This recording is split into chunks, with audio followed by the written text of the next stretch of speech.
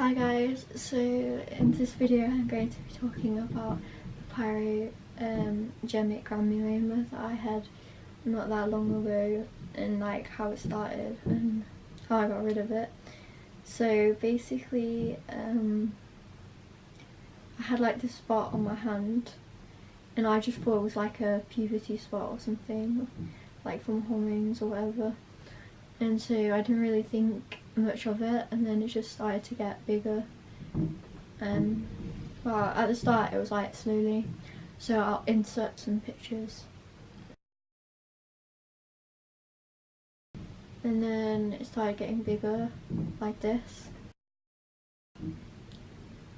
As you can see, it's definitely a lot bigger.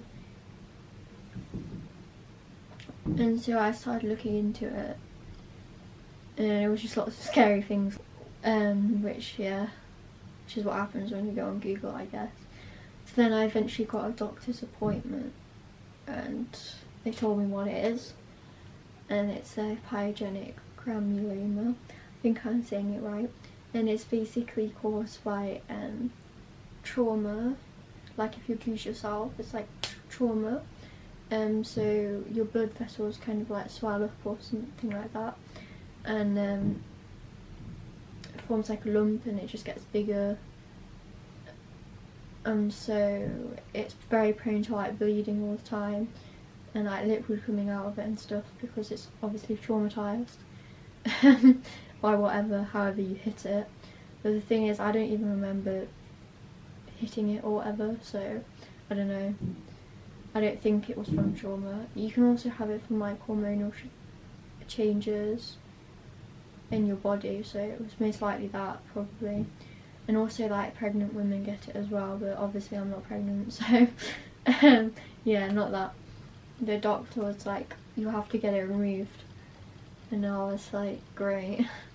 They said it would like, you have to get it like scraped off, which is basically, they like have, I don't really know, they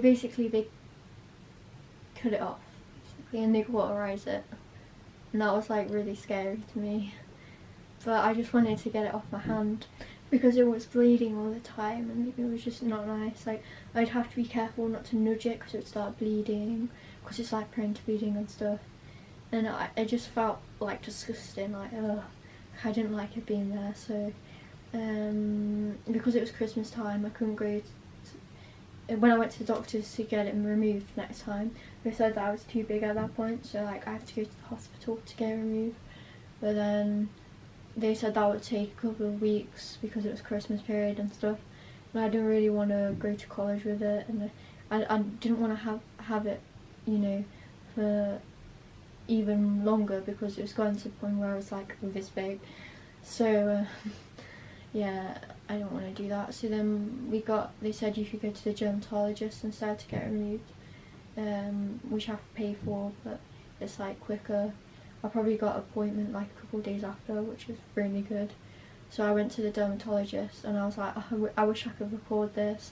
Like, that's what I was thinking, but I didn't know if I was allowed to. So when I got there, I was telling them about when they were removing it. I was telling them about my YouTube channel, which I have, and they were like, oh, you could have recorded this. And I was like, oh my god. Like, that was annoying. I don't know if you guys would have wanted to see it anyway, to be honest. It's pretty disgusting. But luckily I didn't feel anything because they injected me, so I didn't feel it.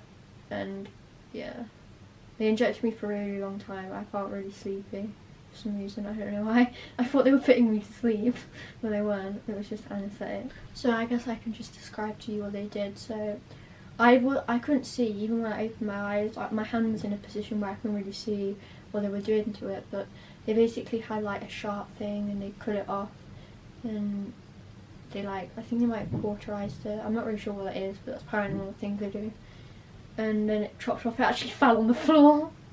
And so like, it literally, when they chopped it off, it like rolled off onto the floor. He's like, oh, it's rolled onto the floor.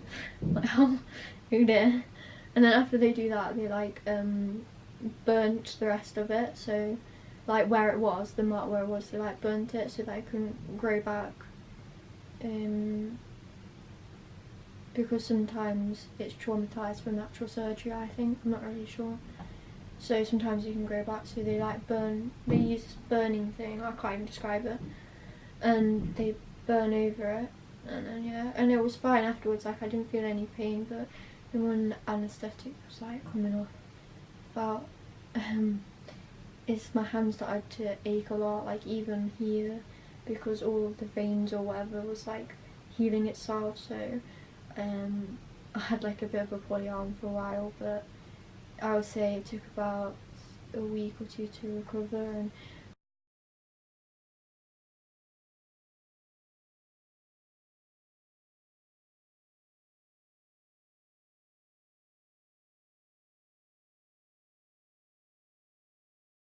now I have a scar from it.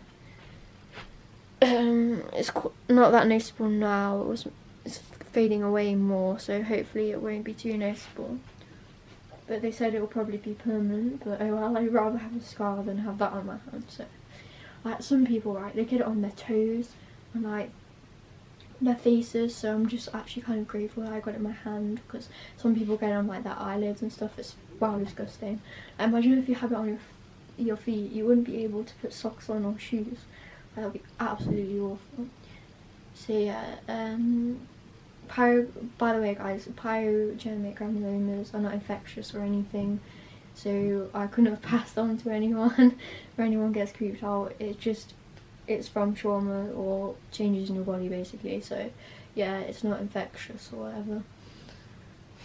So if you ever get a lump, you might think, oh, it's cancer or whatever, but you should always like go to the doctors to check, because it could just be a pyogenic granuloma. Oh yeah, and I forgot to say that after they removed the pyogenic granuloma, then they had it sent for testing, so that's how they know that it wasn't anything cancerous or anything that they didn't think it was.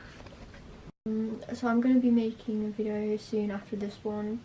I might do, I'm not really sure, because I'm going to see my friend tomorrow. I might make a vlog on that, I might not.